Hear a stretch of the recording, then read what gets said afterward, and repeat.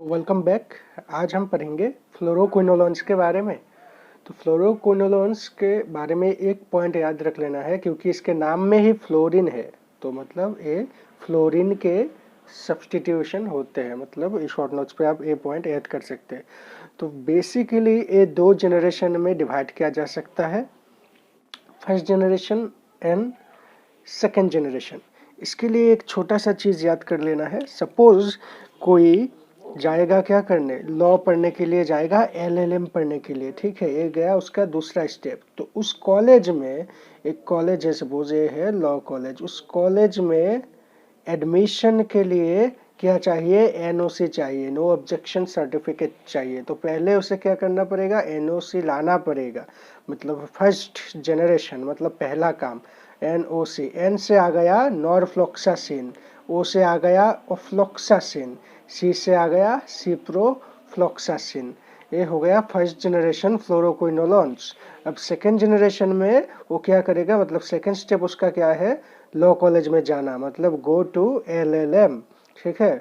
तो इसमें go to से आ गया गटीफ्लॉक्सासिन, टू गो टू से आ गया, एल से आ गया लोमेफ्लॉक्सासिन, फिर से एल से आ गया लेवोफ्लॉक्सासिन, और एम से आ गया मॉक्सीफ्लॉक्सासिन। अब मैकेनिज्म ऑफ एक्शन देखते हैं। मैकेनिज्म ऑफ एक्शन के लिए आप लोगों को याद करना है कि फ्लोरोक्विनोलोन ग्राम नेगेटिव में क्या करते हैं, डीएनए जाइरेज को इनहिबिट करता है।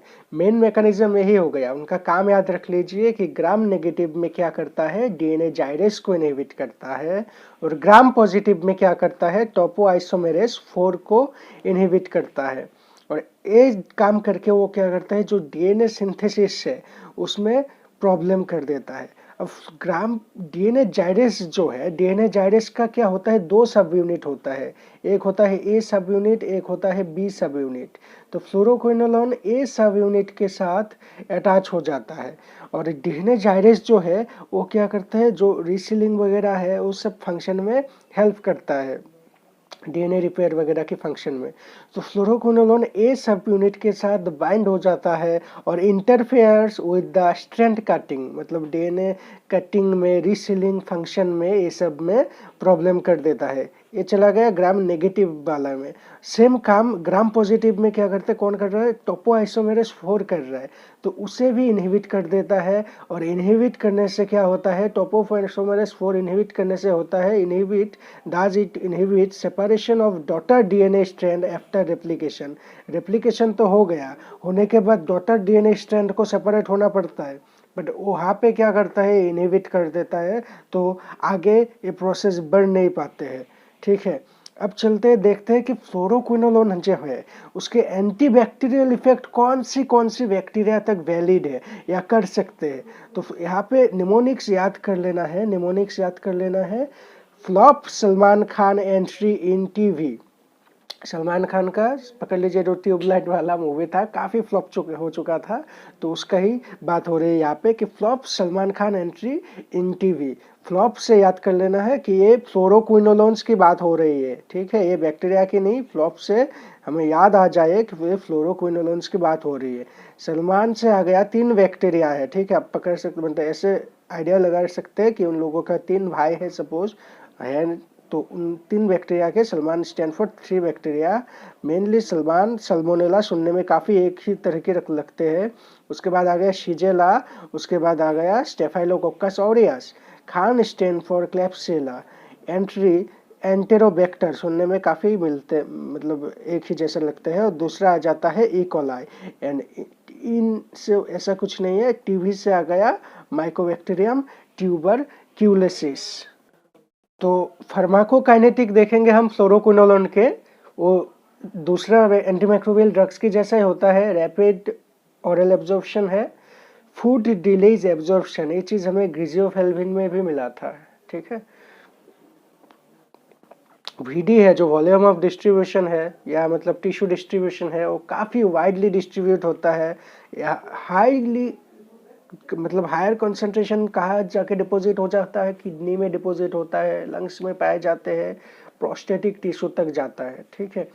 और जो इसका एक्सक्रीशन प्रोसेस है वो यूरिनरी एक्सक्रीशन है, ठीक है। अब जो ओ है यूजेज है, यूजेज के लिए निमोनिक्स याद कर लेना है स्मार्ट DU, मतलब smart Delhi university. Suppose Delhi university है, DU हम लिख देते हैं, और यहाँ पे क्या हुआ, एक स्मार्ट बच्चा है, ठीक है, दिल्ली यूनिवर्सिटी में स्मार्ट बच्चा है। तो निमोनिक्स याद करना है स्मार्ट DU।